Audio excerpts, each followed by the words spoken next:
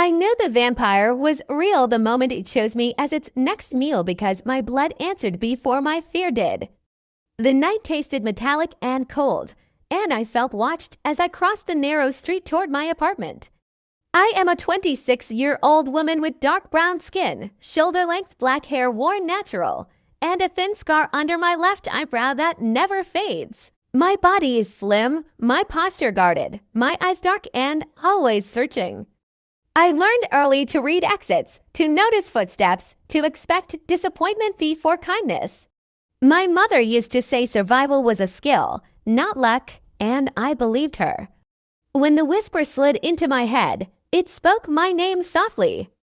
I froze, keys digging into my palm, heart beating loud enough to betray me. I did not scream. I listened. That was my first mistake.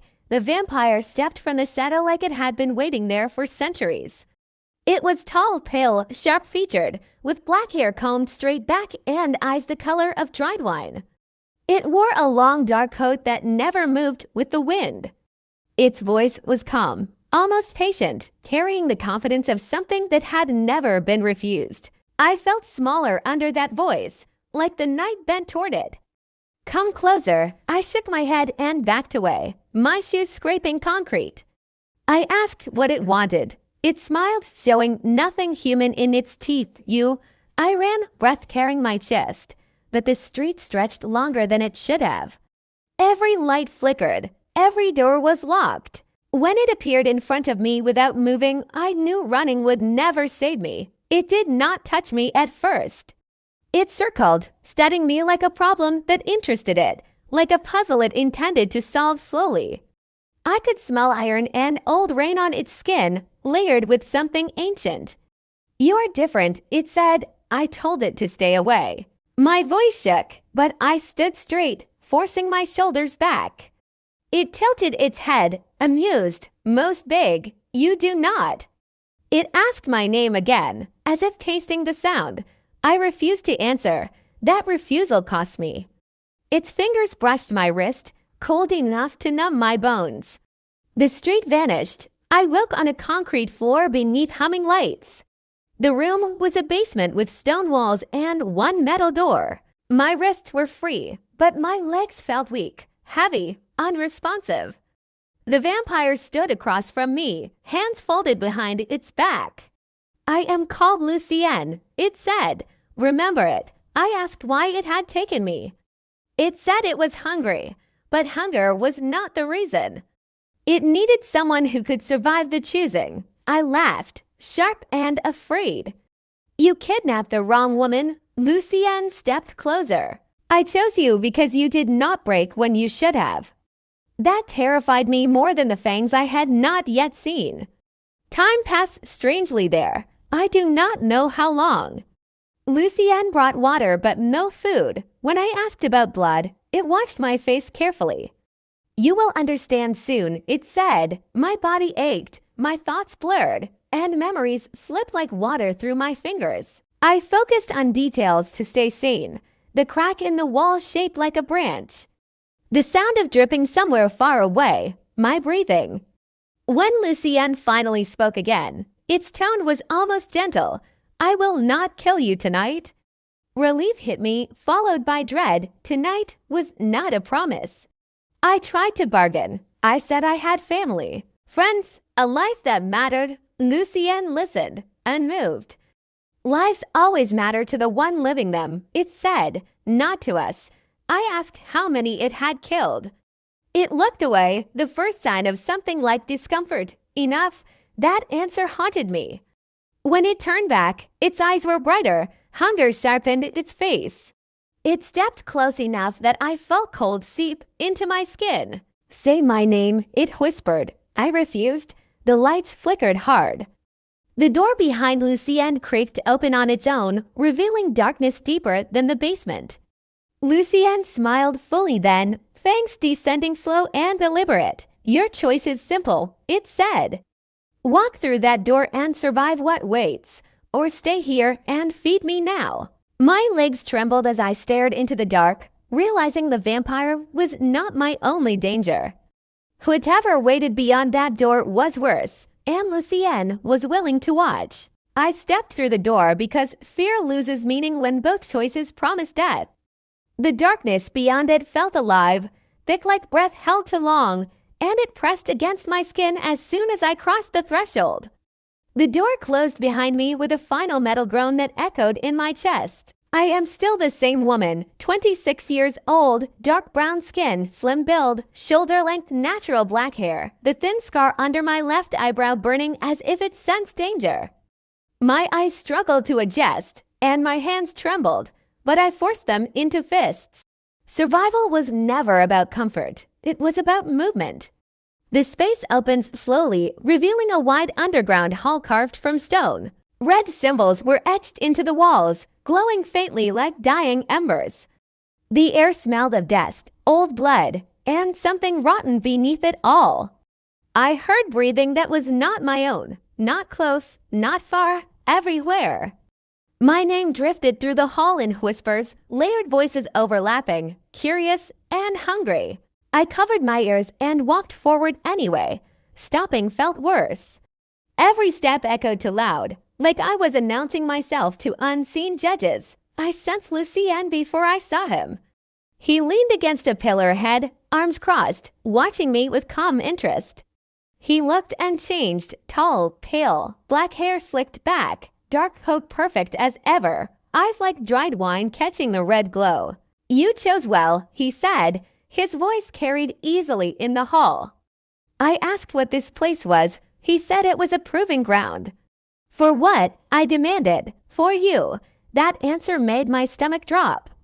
I told him he promised I might survive. He nodded once. Might is not certainty. The whispers grew louder, shaping themselves into forms. Shadows peeled away from the walls, stretching into figures that almost looked human. Almost. Their faces were wrong, too smooth, mouths too wide, eyes hollow pits. They moved without sound, circling me slowly. I backed toward Lucien, but he did not move. "You are safe from them, as long as you keep walking," he said. "If you stop, they remember what they are." I asked what they were. He replied, "Failed meals." Failed choices. I walked, my legs burned, my breath came sharp and fast, but I did not stop. One shadow brushed my shoulder, cold slicing straight through muscle to bone. I bit back a scream. The whispers turned into laughter. My memories began to flicker. My childhood room. My mother's face, then gaps. I realized the shadows were feeding without touching, pulling pieces of me away. Panic surged. I shouted at Lucien to do something. He watched closely, studying my reactions like data. "Fight it," he said. "Hold on to yourself." I focused on pain because pain was real. I dug my nails into my palms until warmth spread, grounding me. I repeated my name in my head again and again, anchoring myself. The shadows hissed, recoiling slightly.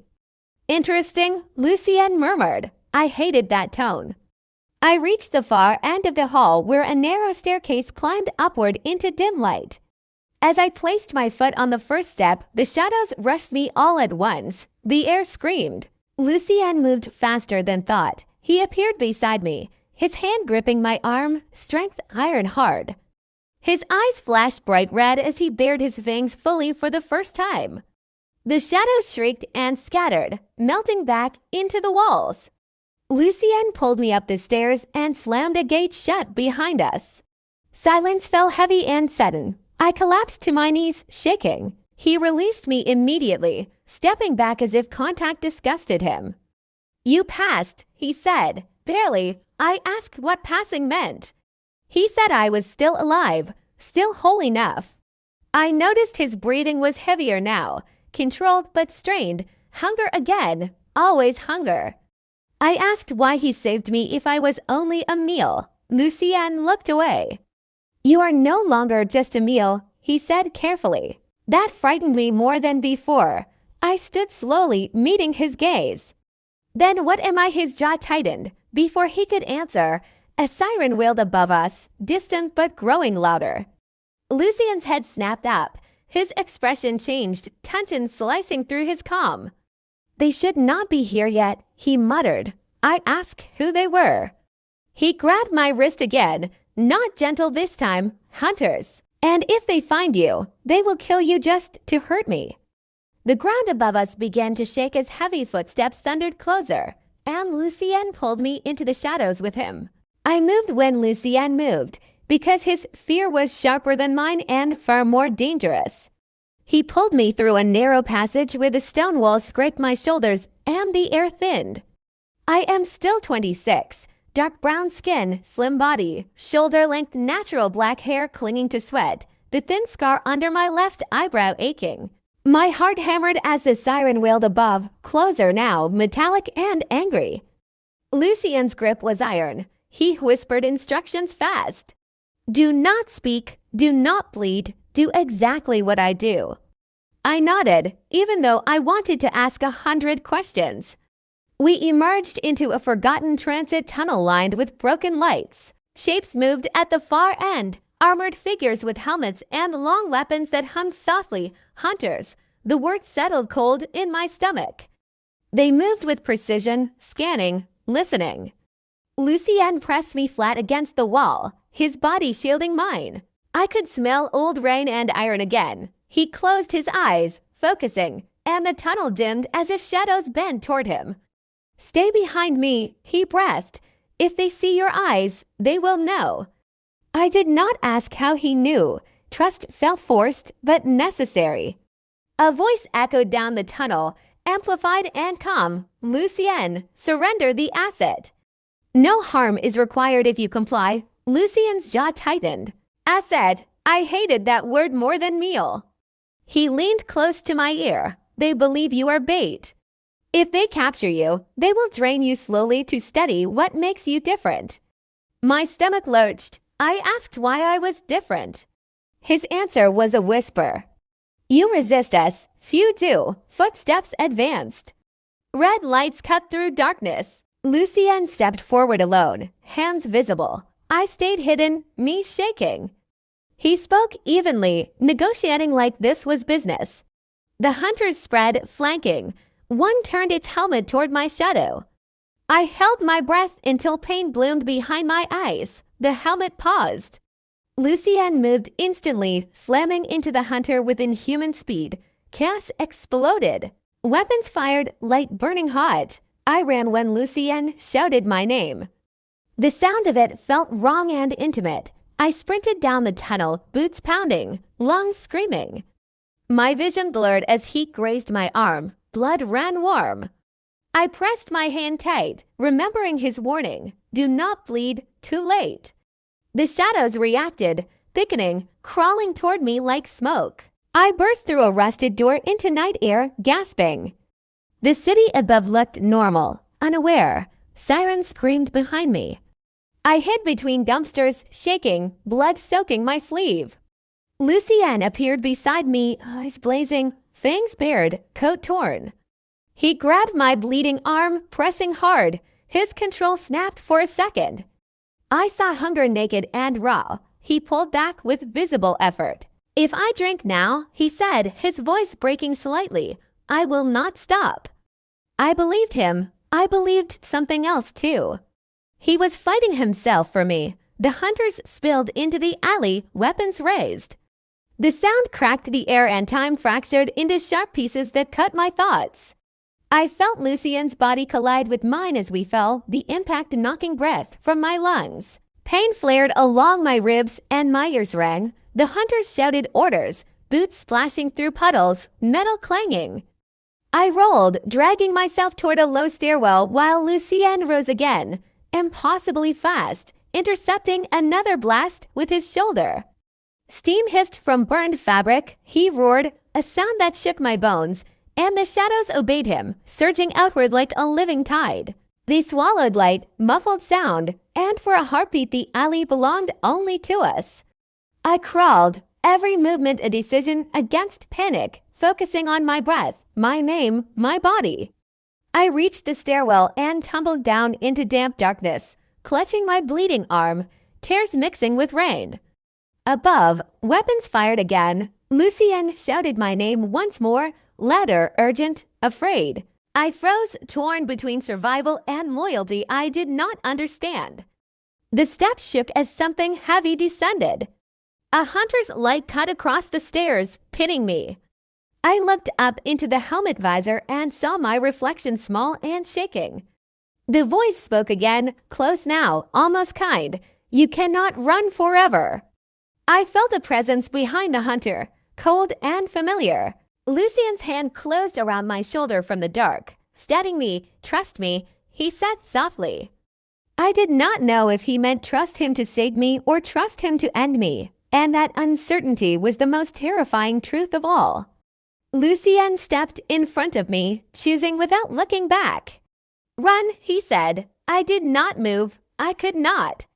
The lead hunter aimed directly at my chest and spoke my name. They knew who I was. The trigger began to pull, and Lucien lunged as the shot fired.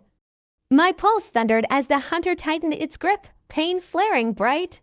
Lucien's voice dropped into something ancient, words I did not understand carving the air.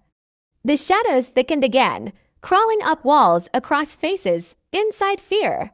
The hunter screamed as darkness swallowed its light. I felt Lucien pull me back, his chest solid behind me, his control fraying like torn wire. The city sirens wailed above, distant and useless. I realized then that escape was no longer a place. It was a choice that would keep demanding payment. The stairs trembled as more hunters closed in, their presence pressing like weight on my spine. Lucien's breathing grew uneven, restraint costing him dearly. He leaned close, lips near my ear, and whispered a promise that sounded like a threat. Whatever happens next will change you. Choose quickly. The shadows surged, the hunters advanced, and I understood there would be no clean escape. I lifted my head, met Lucien's gaze, and felt the world narrow to a single decision that could not be taken back, not ever again, tonight.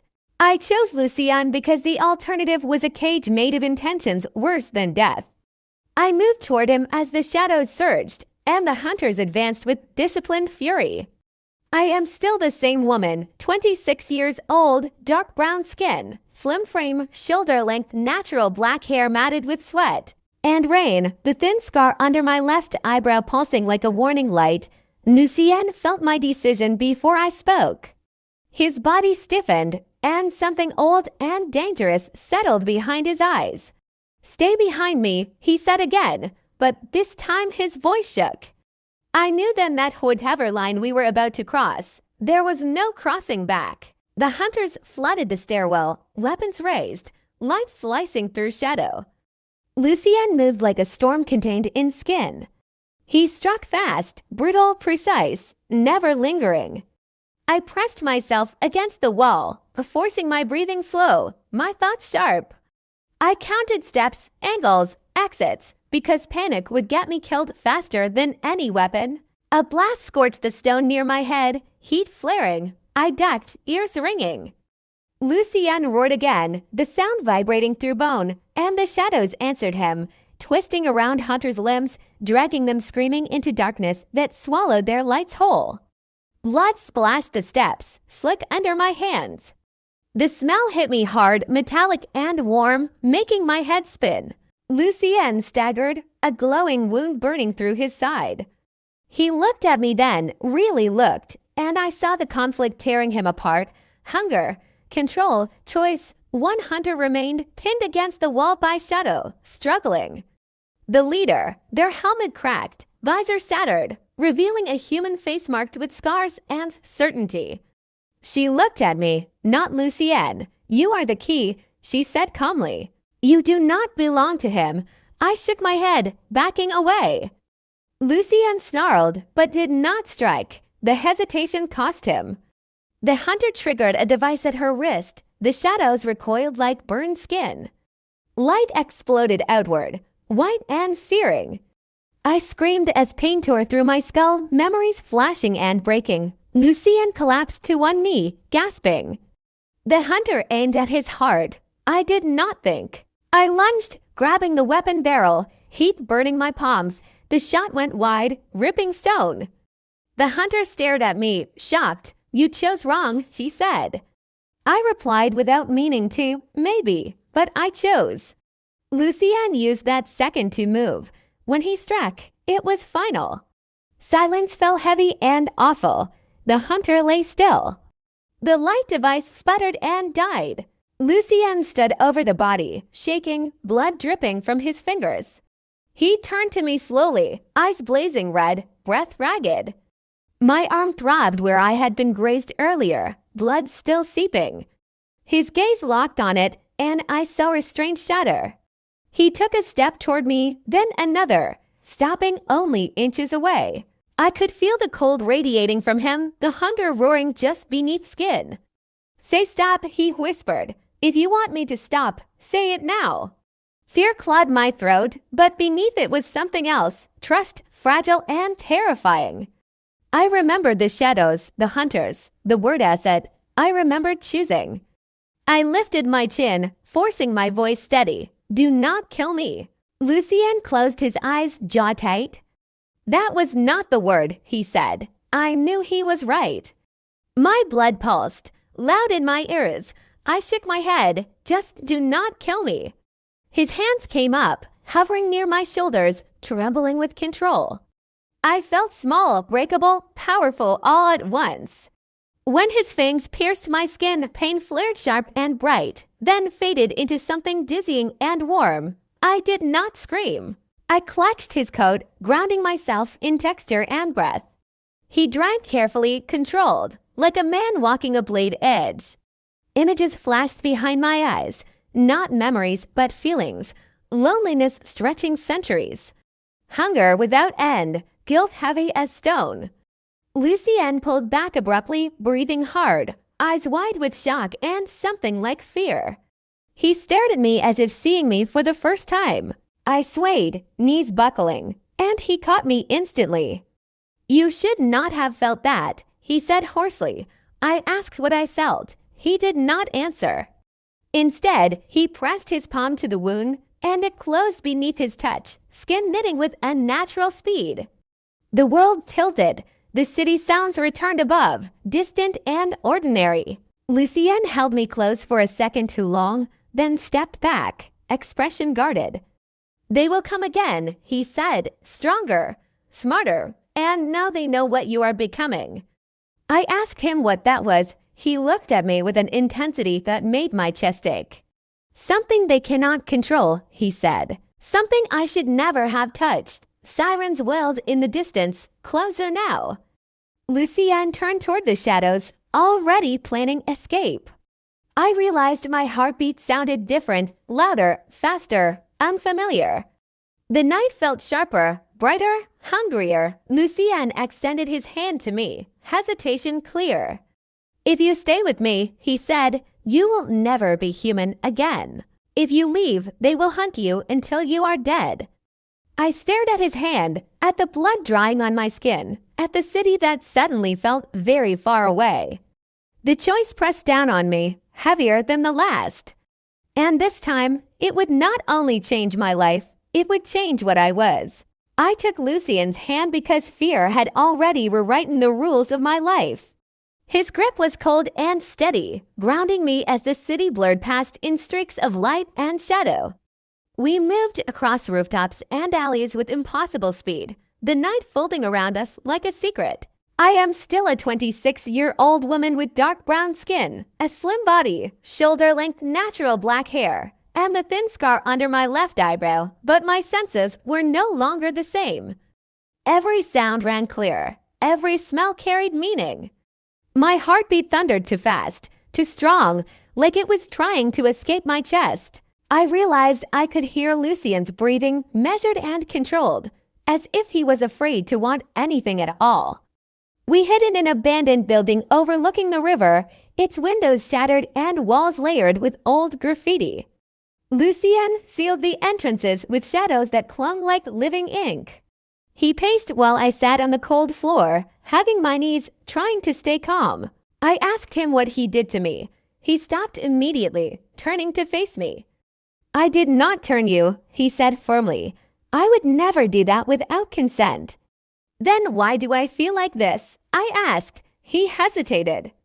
Because you tasted my blood through mine? That should not have been possible. My stomach dropped. I remembered the rush, the warmth, the connection that felt deeper than flesh. Lucien looked troubled in a way I had not seen before. That bond is rare, he said, and dangerous. He explained in fragments, never more than necessary. Some humans are resistant, able to survive proximity to vampires without breaking. Rarer still are those who adapt. The hunters knew this. They searched for people like me to weaponize or eliminate. I asked what adaptation meant. Lucien's jaw tightened. It means you will change, slowly or suddenly. Enhanced senses, strength, hunger, if the bond deepens. I asked if I would become like him. He answered honestly, I do not know.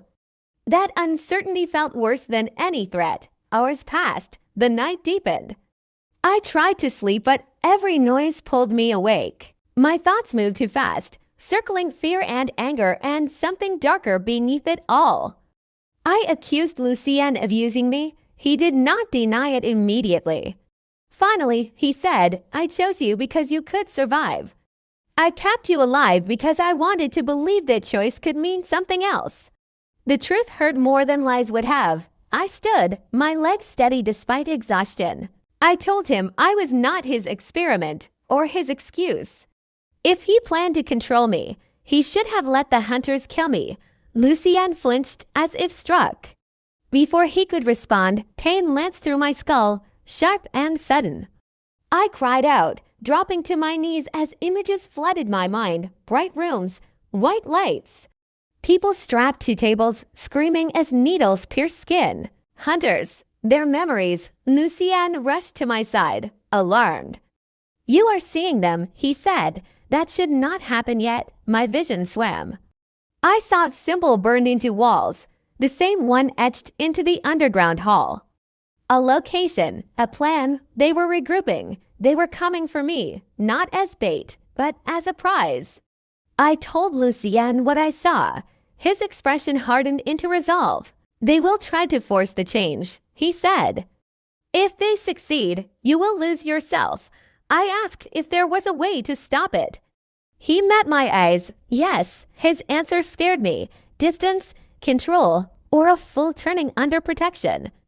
I recoiled. I did not want immortality. I did not want blood. I wanted my life back. Lucien nodded slowly. Then you must leave me. The bond will weaken if we separate. It will hurt, but you may remain human. The cost was clear in his voice. Before I could answer, the shadows shuddered violently. The building trembled as an explosion rocked the lower floor. Lucien swore under his breath. Too fast, he said. They tracked us already. Red lights cut through broken windows. Voices shouted orders below. My head throbbed, the hunter's presence pulling at something inside me like a hook. Lucien grabbed my shoulders, forcing me to focus. You have seconds, he said. If they take you, they will change you by force. If you run with me, you may never be free. Choose now. The floor beneath us cracked as another blast hit. Dust filled the air. I felt power coil inside me, raw and frightening, responding to danger. I realized the choice was no longer about safety. It was about identity. I looked at Lucien, at the monster who had hunted me, protected me, and changed me without meaning to. Below us, hunters stormed the stairwell, calling my name with certainty. My heart raced, hunger flickering for the first time like a forbidden thought. I stepped back from Lucien, torn between the man he was and the thing I was becoming, knowing whatever I chose would end one life forever. I chose myself, and that choice finally broke the circle. I stepped away from Lucien, not toward the hunters, but toward the open window where the night air rushed in sharp and clean. I am still a 26-year-old woman with dark brown skin, a slim body, shoulder-length natural black hair, and the thin scar under my left eyebrow, but I was no longer only afraid. I felt the pull inside me settle into something quieter, obedient to will instead of panic. Lucien watched me closely, understanding dawning in his eyes. You are choosing distance, he said. I nodded. and survival on my terms. The hunters burst into the room, weapons raised, confident and wrong. I raised my hands slowly, palms open, and felt the bond stretch thin, painful but controlled. The memories flooding my head sharpened into clarity. I saw their patterns, their blind spots, their certainty. I spoke before they could fire. I am not your asset. The words carried weight, vibrating through the room. The hunters hesitated, surprised. Lucien did not move, honoring my choice even though it cost him. The shadows withdrew, leaving only darkness and truth. The lead hunter stepped forward, scanning me. "You are unstable," she said. "You belong in containment." I smiled, small and tired. I belong to myself. The power inside me responded, not exploding, not consuming, but focusing. The lights flickered, alarms screamed as systems failed. The hunters shouted, disoriented. I moved through them with purpose, not strength, not speed, but awareness. I knew where they would aim before they aimed. I knew when to duck, when to push, when to run. Survival was still my skill.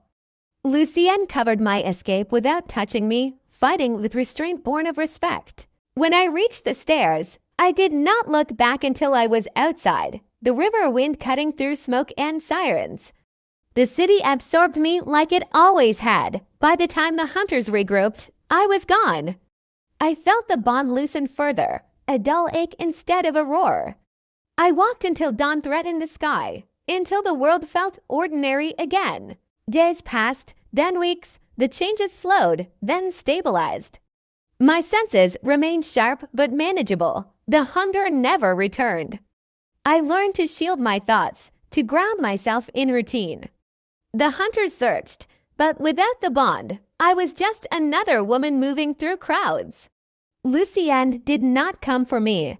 That was his final gift. Sometimes I felt him at the edge of thought, distant and respectful. A door left closed. I returned to my life, changed but intact. I slept, I worked, I watched the city breathe. Fear became memory, not master. I knew the world hid monsters, but I also knew I was not powerless. On some nights, when shadows stretched long, I felt gratitude instead of terror. I survived without becoming what hunted me. That mattered. This is where my story ends, not with blood or darkness, but with choice.